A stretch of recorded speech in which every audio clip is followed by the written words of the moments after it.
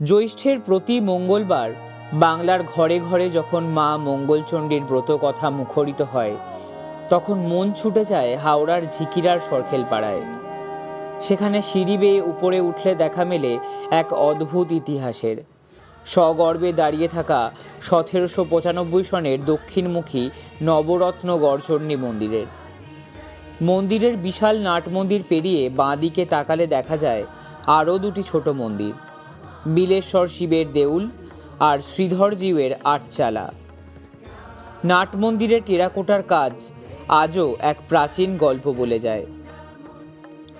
বহু ইতিহাসবিদের মতে মন্দিরের গাত্রে লেখা 1795 সনটি কেবলই সংস্কারের তারিখ।